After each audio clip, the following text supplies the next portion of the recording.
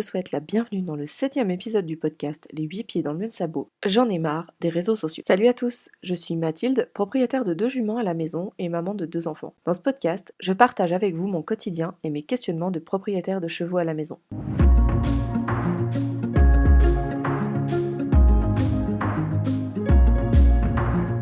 Les réseaux sociaux, un lieu de partage, de conseils et d'inspiration.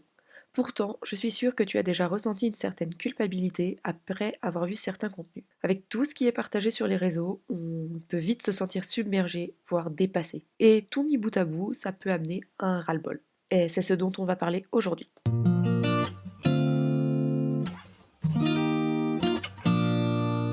Je suis ravie de vous retrouver dans ce 7e épisode dans lequel on va de nouveau revenir sur le sujet des réseaux sociaux. Il y a quelques mois, j'ai publié un épisode sur le fait d'être propriétaire sur les réseaux sociaux et sur la légitimité qu'on peut avoir à partager nos histoires. Aujourd'hui, je voudrais réaborder ce sujet pour vous parler de ce qui m'interpelle en ce moment sur les réseaux. Être légitime de partager son histoire, ça rime pas toujours avec avoir la science infuse.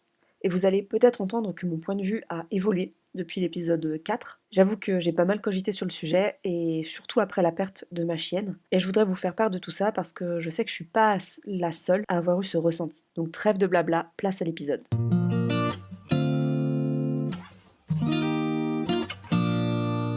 Vous l'avez certainement remarqué, j'ai pris une pause sur Instagram durant le mois de juin. Moi qui voulais faire des posts en veux-tu en voilà pour vous vanter les mérites des Malinois, mais aussi les erreurs que l'on peut faire trop facilement avec ses chiens, je me suis stoppée net. La première raison est assez simple en fait. La fin de l'année scolaire m'est passée dessus tel un rouleau compresseur. De ce fait, j'ai dû lever le pied afin de terminer l'année dans de bonnes conditions.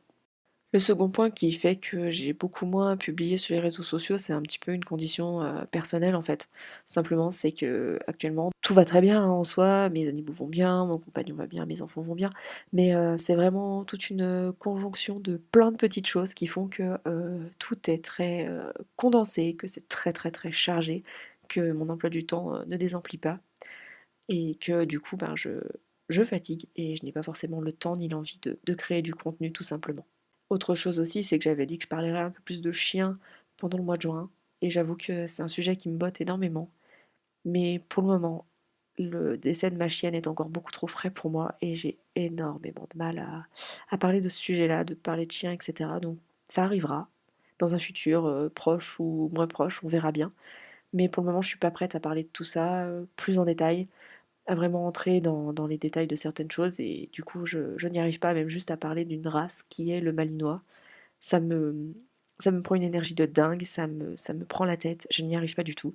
Donc je laisse tomber pour le moment, et puis on verra plus tard.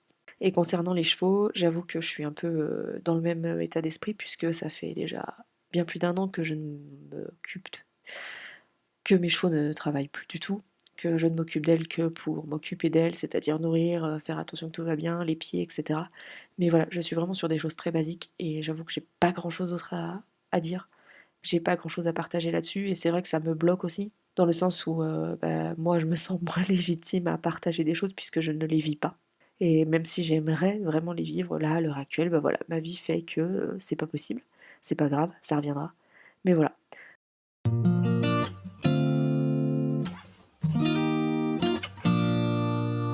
Concernant les réseaux sociaux, je vois aussi beaucoup de choses qui m'agacent et qui m'horripilent. Et honnêtement, ça a fini par ternir un petit peu mon envie de publier des choses sur les réseaux sociaux, et c'est ça qui me freine actuellement.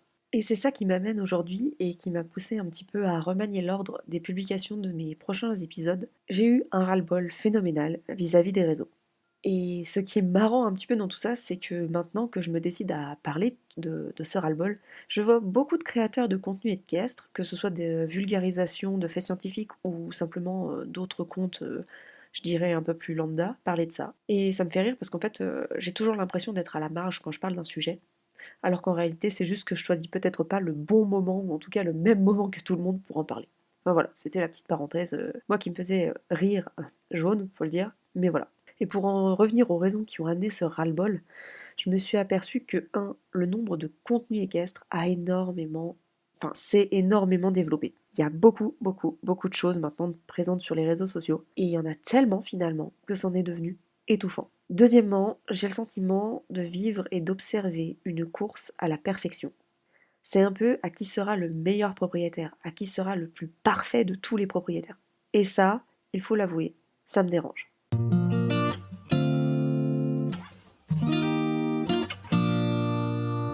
Il y a de plus en plus de contenu équestre, c'est un fait. Mais l'algorithme aussi fait très bien son travail et nous propose toujours plus de contenu en fonction de ce qu'on a l'habitude de consommer. Et j'avoue qu'à force, je me suis lassée. Pourtant, je fais moi aussi partie de ce brouhaha ambiant en vous partageant mon podcast et d'autres choses sur les réseaux. Sauf que là, ça a été vraiment trop pour moi. Trop d'infos partout, trop de choses à ingurgiter, trop de pubs, trop de formations, trop de tout. Il m'a fallu du temps pour réfléchir et retrouver l'envie de partager, et surtout retrouver un pourquoi à tout ça. Aujourd'hui, je veux pas partager pour être vu, juste partager pour aider. Et si les sujets que j'aborde peuvent servir à quelqu'un, j'en serais ravie.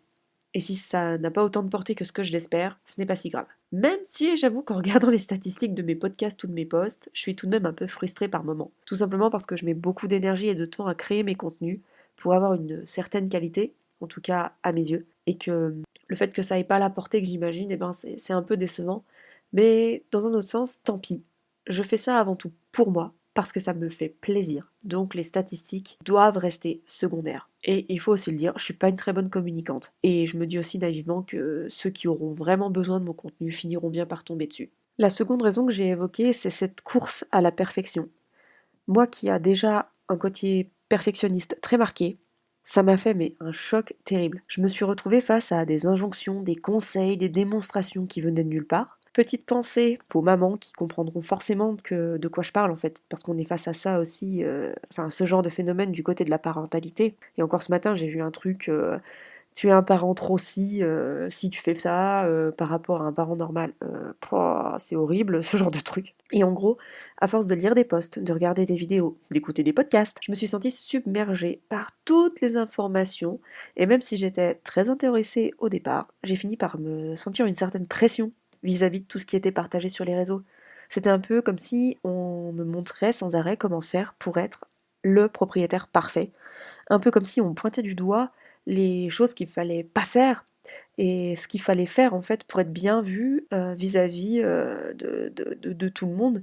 Et c'était un peu comme une chasse aux sorcières qui voilà, on dénigrait vraiment ceux qui font pas comme tout le monde. Et en plus de ça, voir tous ces gens se mettre en scène pour montrer comment ils sont capables de bien faire et tout ça, ça m'a clairement gonflé. En soi, plus que la quantité d'informations, c'est cette course à la perfection qui m'a le plus poussé à prendre du recul. Je trouvais ça vraiment malsain. Comme si faire exactement comme tout le monde est nécessaire pour être quelqu'un de bien et bien faire les choses. Alors que nos chevaux sont complètement différents les uns des autres. Et que ce qui conviendra à l'un ne conviendra certainement pas à un autre. Et j'avais aussi cette sensation de devoir rentrer dans un moule sous peine d'être pointée du doigt parce que je faisais pas comme il le fallait. Et je me suis très vite sentie culpabilisée par toutes ces injonctions. C'est pour ça que quand je vous parlais du post que j'ai vu précédemment par rapport à la parentalité, mais c'était pareil pour les chevaux, mais c'était une culpabilisation, mais c'est incroyable quoi. Et c'est cette volonté d'hyper-perfection qui au final est hyper culpabilisante pour ceux qui ne parviennent pas à atteindre ce qui est préconisé avec des gros guillemets par tous ces pseudo-influenceurs ou autres personnes qui voudraient se faire voir quoi. Et quand je dis se faire voir, c'est vraiment cette sensation que j'ai de regardez, regardez-moi, c'est moi, je sais faire, regardez-moi bien quoi. C'est vraiment comme si ces gens avaient besoin de ça pour exister et se donner une légitimité parce que vous voyez, je fais bien comme machin et comme bidule, je suis trop fort quoi. Et ça, je trouve ça mais débile au final parce que eh ben c'est peut-être pas correct ni pour nous ni pour nos chevaux. Et ça pousse effectivement tout le monde à se comparer les uns aux autres et ça finit par créer des problèmes de confiance qui sont terribles alors que les personnes en face sont pas forcément dans le faux. Et ça m'a vraiment poussé à en avoir marre.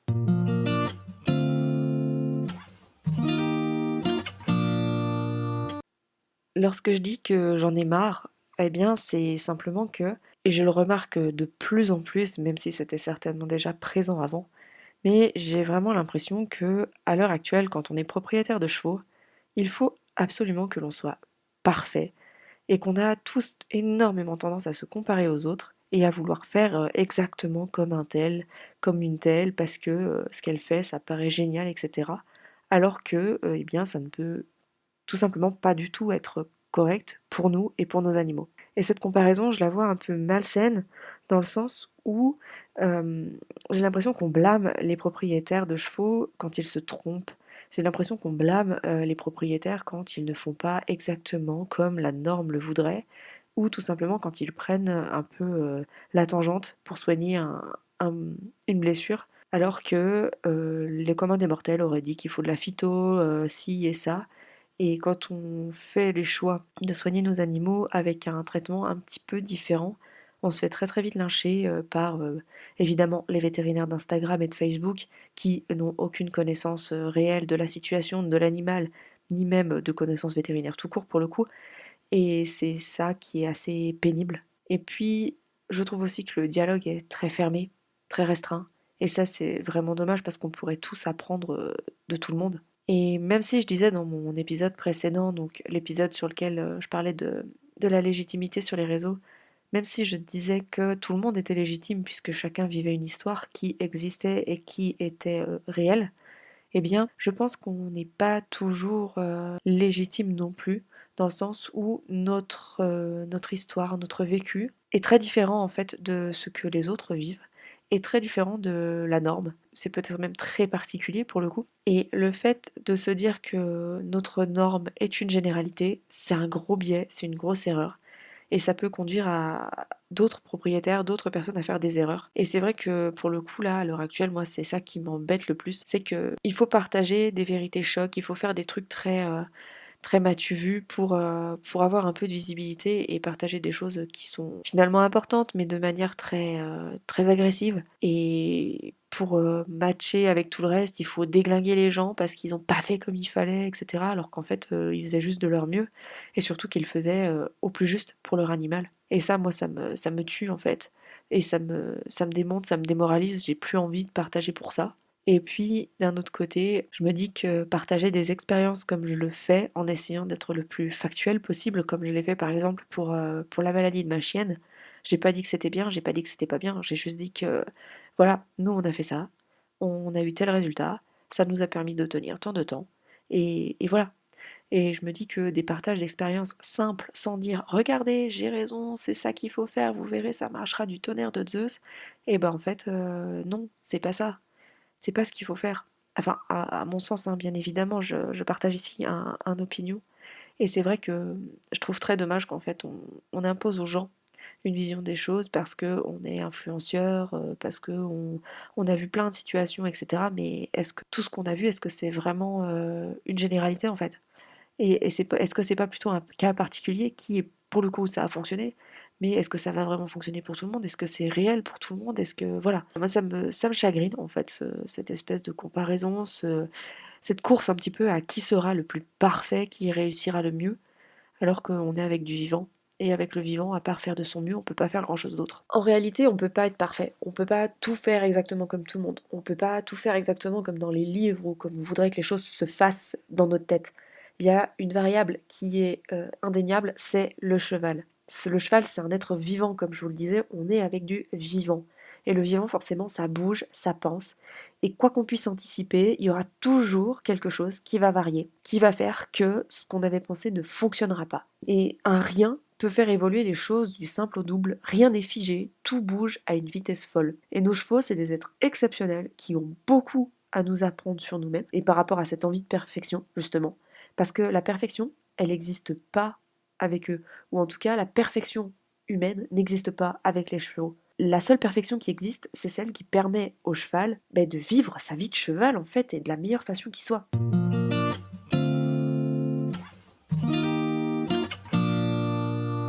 Enfin voilà, je vais m'arrêter ici parce que vous le voyez, c'est mon mood du moment. Donc c'est un petit peu un ras-le-bol général, peut-être.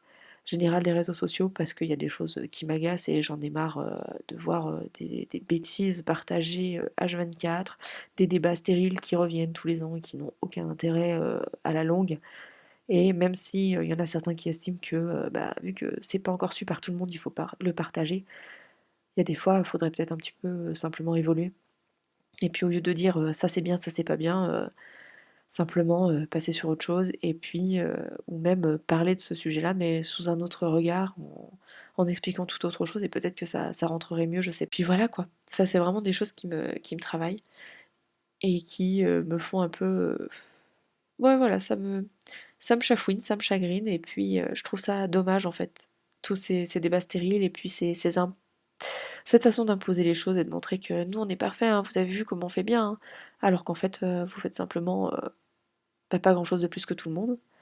Et moi j'ai pas envie de partager ça en fait, c'est du quotidien, c'est des choses banales qui, même si c'est pour partager avec certaines personnes qui ont besoin d'apprendre, je vois pas l'intérêt de me battre sur certaines choses pour finalement ne rien obtenir si ce n'est du vent. Et personnellement j'ai pas l'énergie pour ça.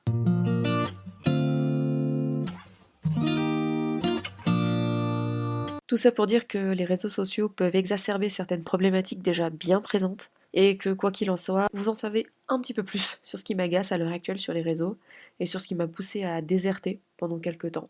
J'espère que j'ai été assez claire. J'en ai terminé avec cet épisode d'aujourd'hui. Si vous avez des remarques à faire sur les choses qui vous agacent vous sur les réseaux, n'hésitez pas à venir discuter en message privé sur mon compte Instagram, @lescarnets de Chicorée, ou même si vous avez remarqué la même chose, ou si vous, il y a d'autres choses, enfin voilà. N'hésitez pas à venir m'en parler, que ce soit, donc comme je vous l'ai dit, en message privé ou alors par commentaire. Si le podcast vous plaît et que vous voulez me soutenir dans mon travail, vous pouvez laisser un commentaire sur les plateformes qui le permettent, ou encore laisser quelques étoiles. C'est le meilleur moyen que vous avez pour me témoigner que le podcast vous plaît, mais aussi pour le faire connaître à plus de monde. Donc voilà, si l'envie vous prend, n'hésitez pas, ça me fera très plaisir. Sur ce, je vous souhaite une belle journée, une belle soirée ou une belle nuit, et je vous donne rendez-vous dans le prochain épisode du podcast qui arrivera tout bientôt.